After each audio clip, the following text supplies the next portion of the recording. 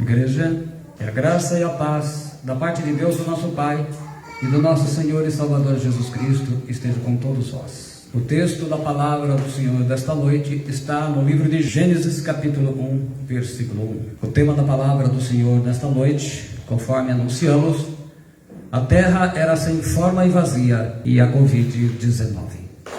Diz assim a palavra de Deus: no princípio criou Deus os céus e a terra era sem forma e vazia, e havia trevas sobre a face do abismo, e o Espírito de Deus se movia sobre a face das águas. E disse Deus: haja luz, e houve luz. E viu Deus que era boa a luz, e fez Deus separação entre a luz e as trevas. E Deus chamou a luz dia, e as trevas chamou noite. E foi a tarde e a manhã o dia primeiro. E disse Deus: haja uma expansão no meio das águas, e haja separação entre águas e águas. E fez Deus separação entre as águas que estavam debaixo da expansão e as águas que estavam sobre a expansão. E assim foi. E chamou Deus a expansão céus, e foi a tarde e manhã o dia segundo. E disse Deus: ajuntem-se as águas debaixo dos céus num lugar, e apareça a porção seca. E assim foi. E chamou Deus a porção seca terra, e ao ajuntamento das águas chamou mares. E viu Deus que era bom. E disse Deus: produza a terra erva verde, erva que dê semente, árvore frutífera, que dê fruto segundo a sua espécie, cuja semente está nela sobre a terra. E assim foi. Pai Celestial, está lida a tua palavra. Libera a mensagem, edifica a tua igreja, abençoa todos quanto vão receber esta riqueza, este manjar da tua palavra. Em nome do Senhor Jesus Cristo, e no poder do Espírito de Deus que se movia sobre a face das águas e hoje move-se sobre todas as pessoas que estão recebendo a palavra, em nome de Jesus Cristo. Pode se sentar, meu irmão, minha irmã, os que estão reunidos presencialmente.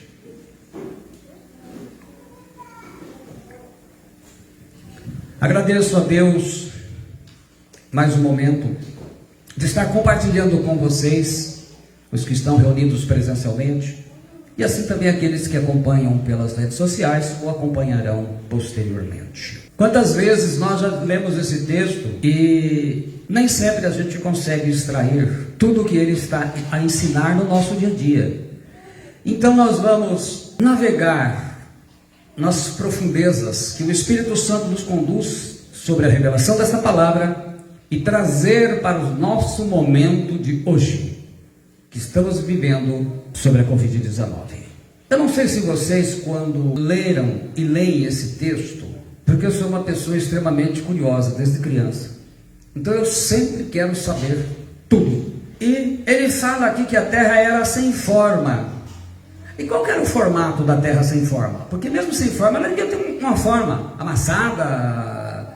A palavra terra aqui, Eretz, em hebraico, ela significa o planeta Terra, habitantes, o povo de uma terra, país, cidade, região, solo, chão. E também, em determinados momentos, significa o Sheol, a terra sem retorno, né? A terra dos mortos. Mas antes da gente entrar na terra sem forma e vazia, eu preciso falar, e aproveitar que é no hino nós cantamos sobre o Espírito de Deus, falar alguma coisa desse versículo. E a terra era sem forma e vazia, e havia trevas sobre a face do abismo, e o Espírito de Deus se movia sobre a face das águas. Diz a nossa tradução. A atualizada diz: e o Espírito de Deus pairava por sobre as águas. A King James, atualizada em português, ela traduz: e o Espírito de Deus se movia sobre a face das águas. Movia, o verbo mover, conforme traduz a nossa tradução, ou pairava na atualizada, em hebraico é raukaf.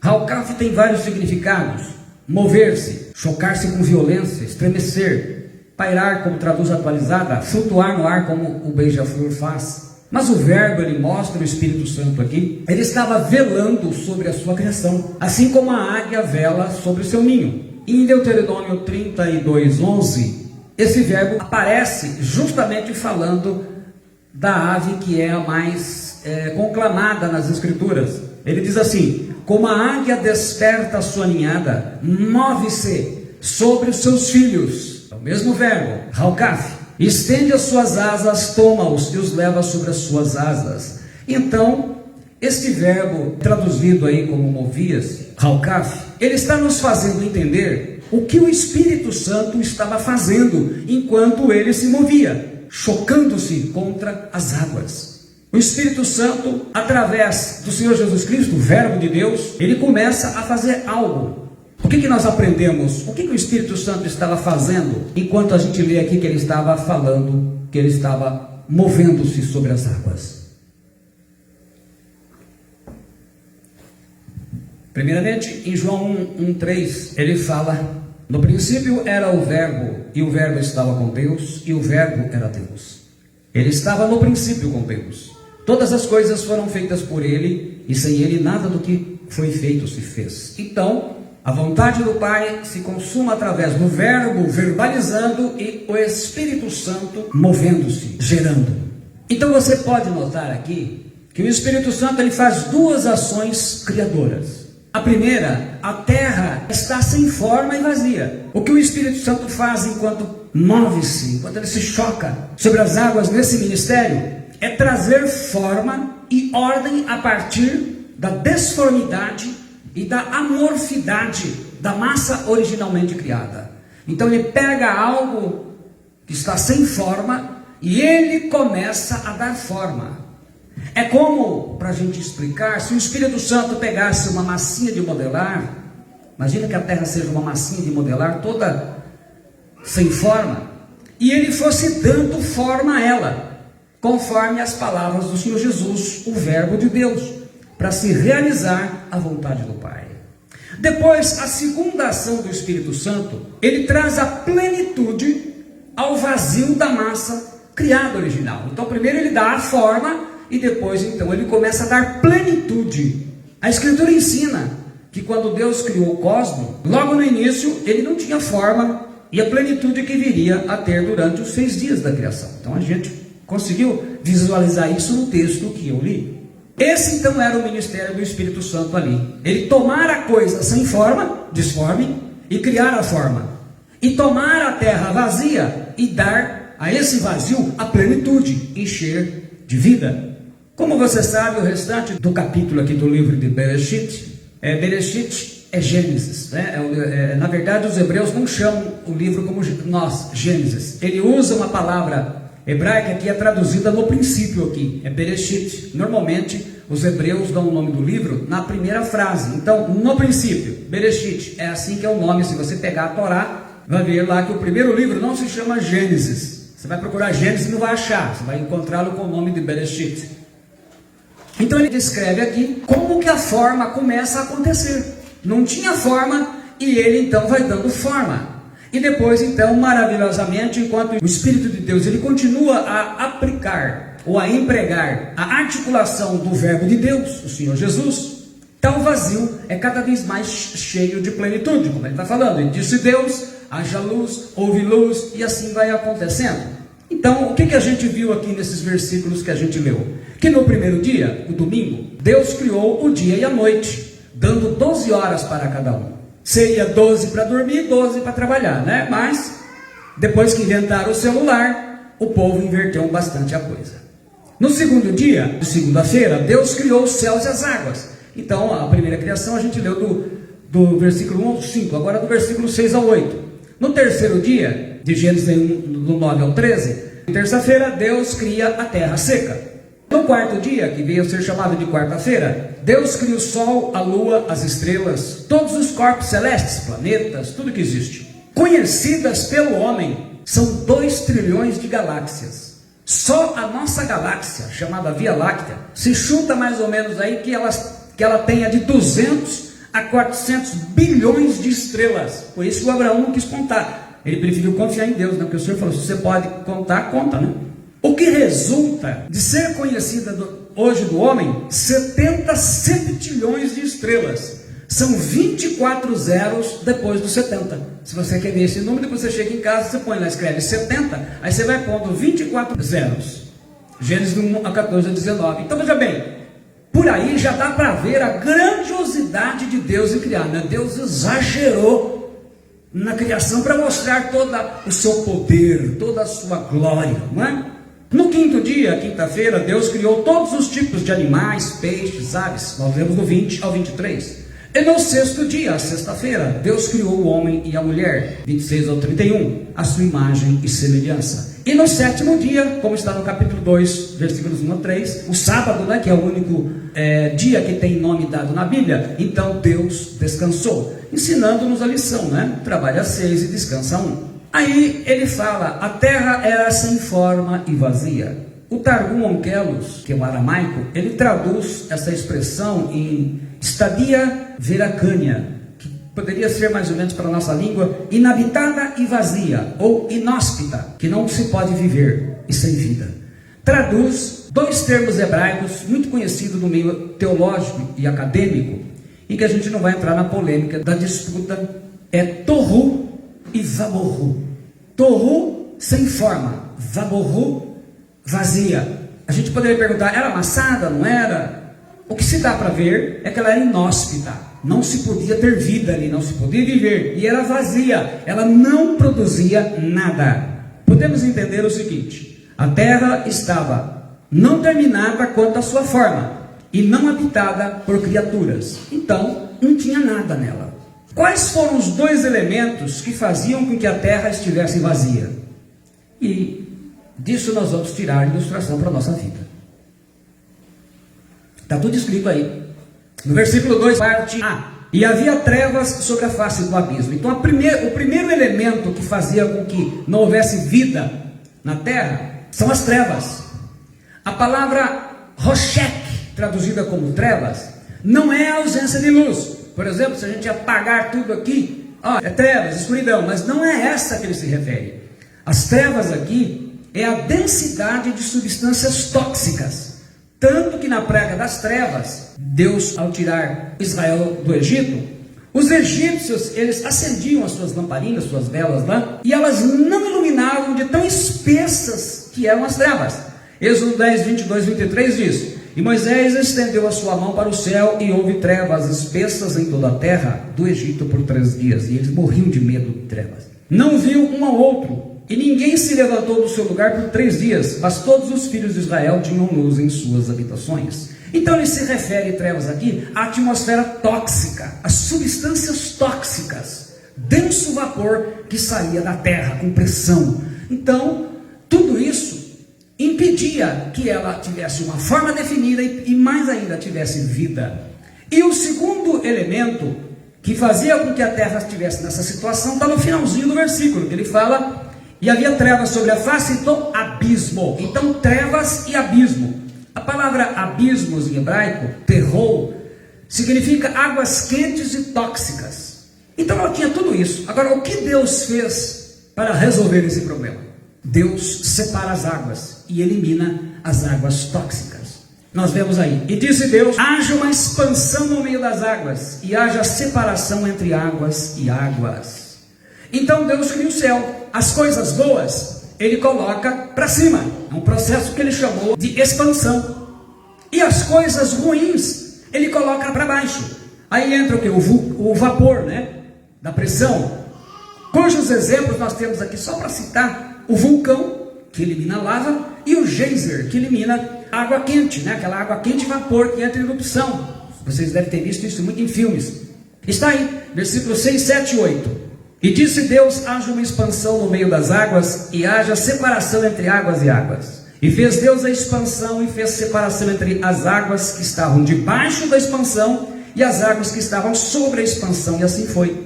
E chamou Deus a expansão céus, e foi tarde de manhã, o dia segundo. Então, a palavra expansão, raquear, uma superfície estendida, expansão, firmamento, é o plano como base. Firmamento aqui se referindo à redoma, né? Uma espécie de calota do primeiro céu que sustenta as águas de cima, nas nuvens, né? Então daí, só depois é que Deus começa a criar todas as coisas. Então, o que ele tem que fazer? Ele separa as coisas boas e coloca para cima. E as coisas más, que estavam atrapalhando, ele coloca para baixo. E a partir daí, então, ele começa a fazer a criação. as coisas surgem. E nós lemos no versículo 11, que ele fala assim: e disse Deus, produza a terra erva verde, erva que dê semente, árvore frutífera, que dê frutos segundo a sua espécie, cuja semente está nela sobre a terra. E assim foi. Então a terra estava tohu e bohu, sem forma e vazia. A terra não tinha capacidade de produzir nada ou qualquer coisa. Havia ausência absoluta de qualquer coisa. O seu estado então era primário. Mas hoje nós vemos a terra cheia de produções. O que você plantar germina, cresce e dá frutos. A palavra produzir aqui, dashal, ela vem de uma palavra chamada tadishé, que quer dizer produzir. Um verbo está no tempo imperativo, uma ordem. Deus deu uma ordem para a terra produzir. Então a terra tem que produzir, joga semente, tem que produzir. Que tem dois significados básicos: germinar, ela faz acontecer a semente, e brotar, desabrocha, ele gera. Então a terra devia produzir o quê? Aí fala, relva tenra e nova, grama de primavera, pasto novo. Versículo 12 e 13 ele diz: e a terra produziu erva, erva dando semente conforme a sua espécie, e a árvore frutífera cuja semente está nela conforme a sua espécie. E viu Deus que era bom. E foi tarde e manhã do terceiro dia. Então a terra recebeu a ordem. É interessante isso. De onde veio o corpo do ser humano? Gênesis 2:7 responde: e formou o Senhor Deus o homem do pó da terra, e soprou em suas narinas o fôlego da vida, e o homem foi feito alma vivente. Então ele faz um corpo do barro, do pó da terra, e para que a alma pudesse viver dentro desse corpo, então ele sopra o fôlego de vida, que é o espírito do homem. Então o que acontece? O ser humano, como seu corpo, parte do seu ser, foi formado da terra. Essa ordem de produzir também nos atinge. É uma ordem imperativa. Quando você produz para os outros se beneficiarem, você está vivendo nessa bênção. Você faz costuras, por exemplo, faz pratos deliciosos, faz apostilas de estudo, faz uma música que edifica. Quando você está vivendo nesta bênção, você faz edições de vídeos, de pregações que vão abençoar outras vidas, você está vivendo. Você é o mesário de som do culto, está possibilitando que todas as pessoas escutem direitinho a mensagem. Você está fazendo isso.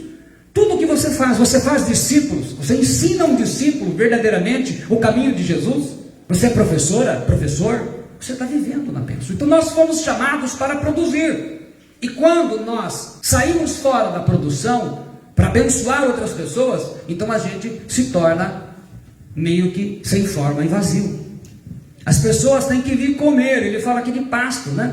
Gramas novinhas do seu pasto, daquilo que Deus te deu. Você abençoa. Produza sempre ideias novas que possam ajudar outras pessoas. Ensine um discípulo. Prepare um sermão para o nosso dia. A terra era sem forma e vazia, e a Covid-19. A pandemia da Covid-19, ela trouxe uma mudança radical na vida de todos nós. Já são mais de 178 milhões de pessoas que se contaminaram com esse vírus, tendo mais de 3 milhões e 800 mil mortos pelo coronavírus.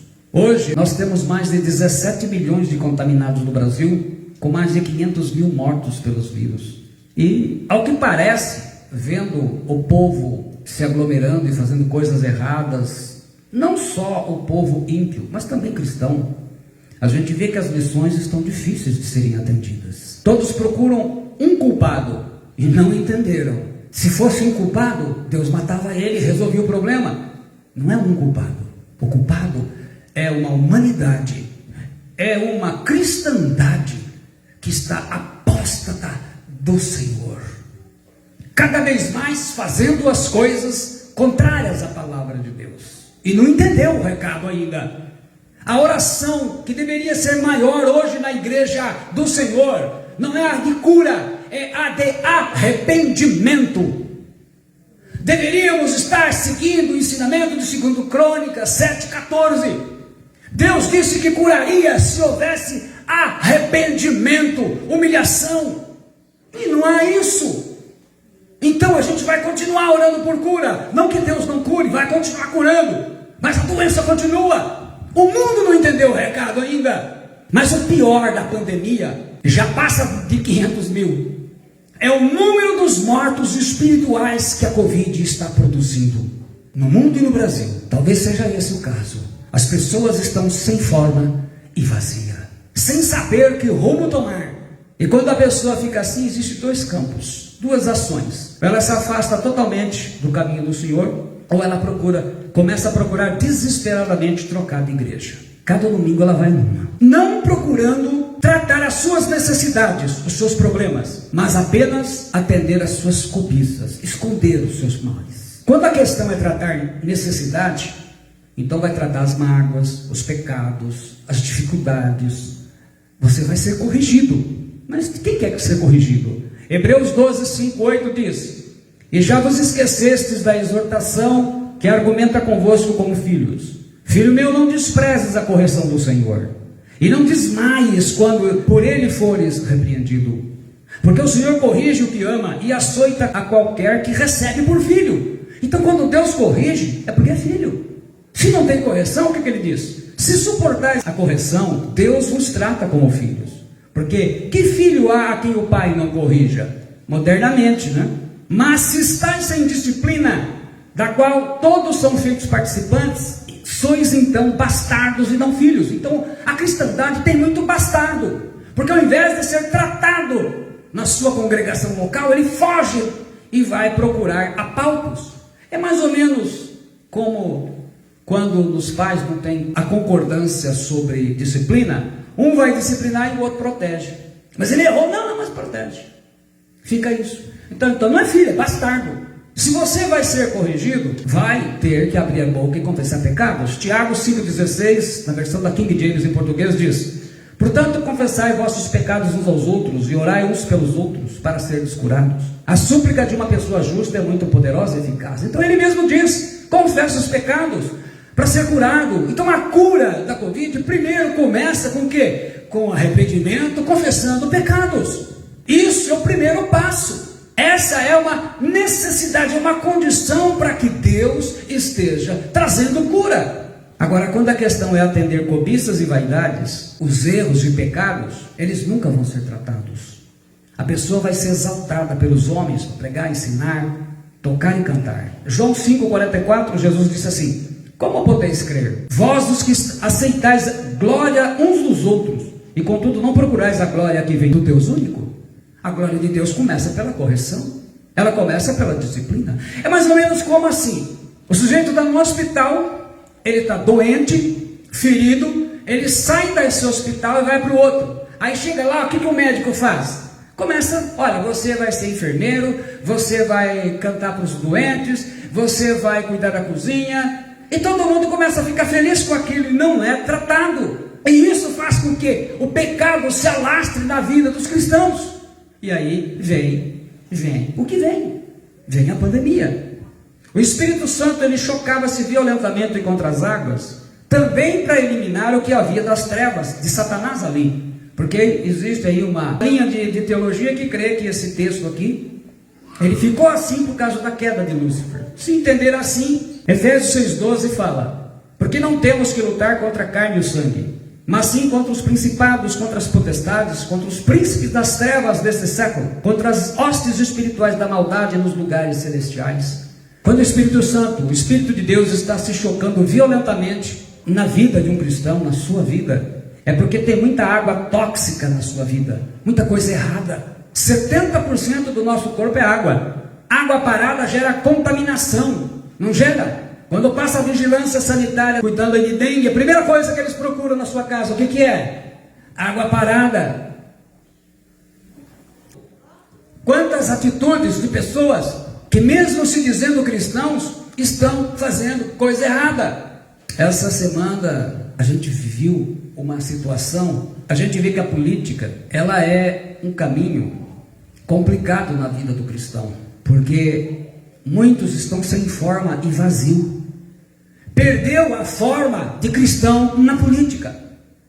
E tudo aquilo que o ímpio faz, o cristão faz. Pessoas chocadas de descobrir pastores recebendo dinheiro sem trabalhar. Eu falo: gente, olha, um cristão que não é dirigido pelo Espírito Santo, ele vai ficar sem forma e vazio.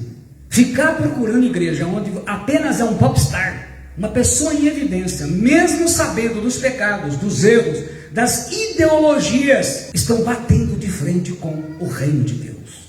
Só vai fazer a pessoa uma busca sem fim. Você busca a oportunidade com os homens e Deus uma oportunidade para tratar você. Deus criou os céus, as coisas boas Ele colocou para cima, o processo chamado de expansão. As coisas ruins Deus colocou para baixo, vulcões, geysers. É isso que Deus quer fazer, separação das águas que estão na tua vida, na tua mente, dividindo os teus pensamentos, fazendo com que você faça escolhas erradas. É porque existe muita água contaminada, ideologias, pensamentos errados. A juventude, os adolescentes estão com pensamentos errados, pensando a maneira de namorar errado, de casar errado, lares sendo formados errados, e casamento dando errado, envolvido inclusive com adultérios no meio cristão. É isso que Deus precisa fazer, é libertar de ideologias, que é um sistema de ideias sustentado por um grupo social ou religioso, e de sofismas, pois eles impedem a palavra de Deus de ser gerada na pessoa. Então as pessoas vêm dizer: e daí, você é da ideologia de esquerda ou de direita? Eu sou do reino de Deus, porque eu não acredito no governo humano.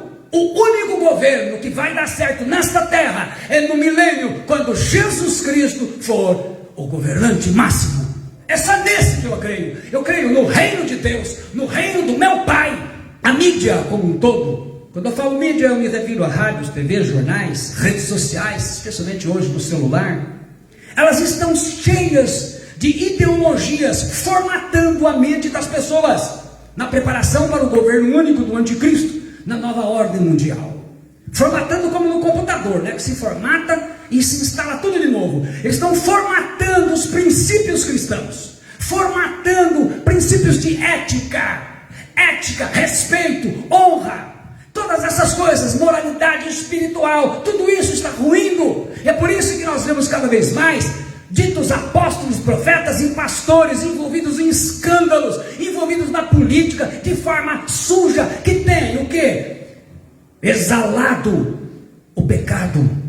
E isso, é claro, Deus tem a sua resposta. Em 2 Coríntios 10, de 4 a 5, ele diz assim: porque as armas da nossa milícia não são carnais, e sim poderosas em Deus, para destruir fortalezas, anulando nossos sofismas e toda altivez que se levante contra o conhecimento de Deus, e levando cativo todo pensamento à obediência de Cristo. Fortalezas, em grego é okuroma, fala de castelo, de prisão, muralhas. São argumentos e raciocínios que se tornam prisões na mente das pessoas, fazendo verdadeira lavagem cerebral, como faz o comunismo, o marxismo e tantas outras coisas por aí. Na verdade, são ideias que aprisionam como muralha as mentes das pessoas. As pessoas têm uma ideia fixa e ela acredita naquilo, então a verdade fica impedida de libertá-la.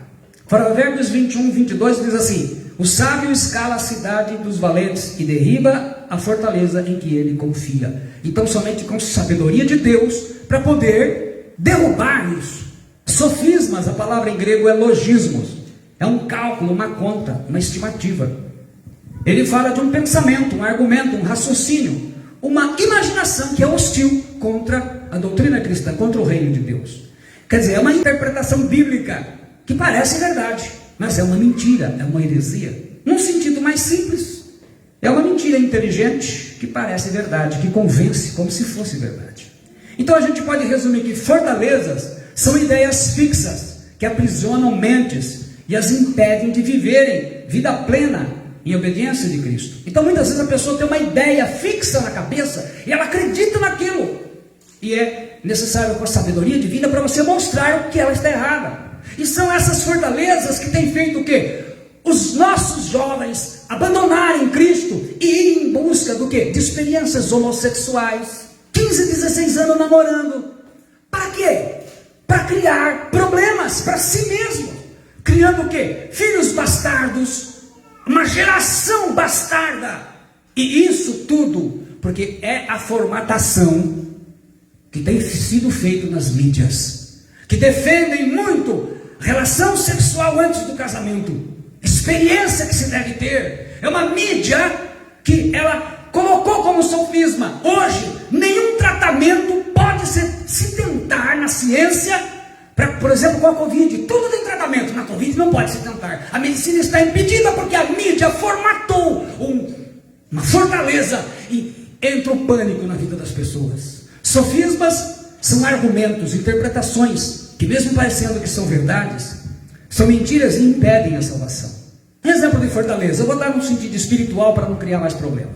Eu não preciso me congregar. Igreja somos nós e por isso ficar em casa é muito melhor. É uma fortaleza contra Hebreus 10, 25. Ele diz: não deixando a nossa congregação, como é costume de alguns, antes admoestando-nos uns aos outros, e tanto mais quanto vedes, que se vai aproximando aquele dia. Eu não preciso de pastor, eu não preciso de congregação nenhuma. Hebreus 13, 17 diz: obedecei a vossos pastores e sujeitai-vos a eles, porque velam por vossas almas, como aqueles que hão de dar contas, para que o façam com alegria e não gemendo, porque isso não vos seria útil. O que ele quer dizer? Entre outras coisas, olha, você precisa de orientação, você precisa de conselho, você precisa mesmo de uma oração, de uma ajuda. A igreja está perdendo o costume. O quê? Olha, gente, para que a igreja tem pastor? É para te dar conselho. Então você está fazendo coisa errada, busque um conselho, busque uma orientação. Nós estamos cheios de ver igrejas lotadas, aonde se pega o dinheiro de todo mundo, mas o pastor não está disponível para aconselhar uma ovelha. Isso está fora. Além de tudo, está fora. As ovelhas, o povo do Senhor precisa de pessoas especiais, no sentido de que tenha a direção da palavra de Deus para orientar as pessoas. Em todo meio nós temos que ter isso. Na escola tem a professora ou o professor que orienta o aluno as matérias. Depois ele vai para a faculdade, onde ele vai aprender com o professor a profissão que ele escolheu. Na igreja há aqueles, o pastor, os discipuladores, aqueles que vão ensinar o povo de Deus. Terceiro, não podemos fazer culto nos templos e nos salões, somente nas casas. Jesus em Mateus 18, 20 diz assim, olha: porque onde estiverem 2 ou 3 reunidos em meu nome, aí estou no meio deles. Sobre isso eu vou falar quando for tratar do assunto. Onde estão os adoradores que o Pai procura? Nós vamos tratar melhor desse tema e vamos explicar a conversa de Jesus com a samaritana. Igreja primitiva usou todos os lugares. Lá em Atos 2,46, só para não entrar em muito detalhe, diz assim: e perseverando unânimes todos os dias no templo judeu, e partindo o pão em casa, comiam juntos com alegria e singeleza de coração. Então a Bíblia, Jesus disse onde? Em qualquer lugar que a gente fizer a reunião, ela é válida. O que importa é a reunião em si. Exemplos de sofismas. Esses atrapalham a salvação. O batismo de criança é um sofisma fatal. Mateus 28, 19 e 20, Jesus diz: portanto, ide, fazei discípulos de todas as nações, batizando-os em nome do Pai, do Filho e do Espírito Santo, ensinando-os a guardar todas as coisas que eu vos tenho mandado. E eis que eu estou convosco todos os dias, até a consumação dos séculos.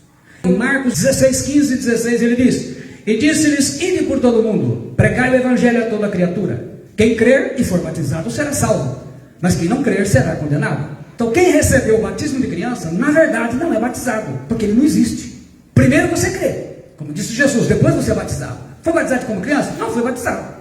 Então num lugar que tenha 4 pessoas que só foram batizadas como crianças, tem 4 pessoas que nunca foram batizadas. Outro sofisma: você só pode ser salvo, você pode ser salvo sendo bonzinho e com boas obras. A Bíblia fala em Efésios 2, 8, 9: porque pela graça sois salvos, por meio da fé, e isso não vem de vós, é dom de Deus. Não vem das obras para que ninguém se glorie. Jesus disse em João 3,3: Jesus respondeu e disse-lhes: na verdade te digo que aquele que não nascer de novo não pode ver o reino de Deus. Então, meu querido, o céu não é lugar para mãozinha, é lugar de gente que nasceu de novo. Pessoas que se arrependeram dos pecados, confessaram Jesus como Senhor. Pessoas que nasceram de novo, tiveram o novo nascimento. E um sofisma cruel que se alastra: Jesus Cristo não é Deus. Quem não crê que Jesus Cristo seja Deus, não entra no reino de Deus. O Evangelho de João 20, 27, 29 está lá. Depois disse a Tomé, Jesus: põe aqui o teu dedo e vê as minhas mãos, e chega a tua mão e põe no meu lado, e não sejas incrédulo, mas crente. E Tomé respondeu e disse-lhe: Senhor meu e Deus meu. Disse-lhe Jesus: porque me viste, Tomé, creste. Bem-aventurados os que não viram e creram. Bem-aventurados são aqueles, nós não vemos, mas cremos.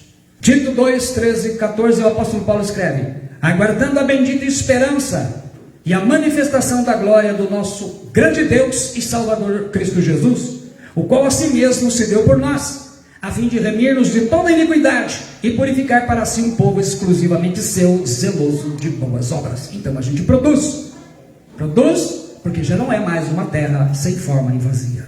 Da mesma forma com que Deus fez no planeta Terra, Deus também tem que fazer na nossa vida. Se você tem buscado intensamente a Deus, e mesmo assim parece que você está sem forma e vazio, eu tenho uma boa notícia e uma má notícia para você. A boa notícia é que Deus está criando algo novo na sua vida, que não existia, porque a Bíblia fala que Ele, em Romanos 4,17, como está escrito: por parte de muitas nações te constituí perante aquele no qual creu, o Deus que vivifica os mortos e chama à existência as coisas que não existem. Então, foi isso que Ele fez em Gênesis 1. A terra estava sem forma e vazia.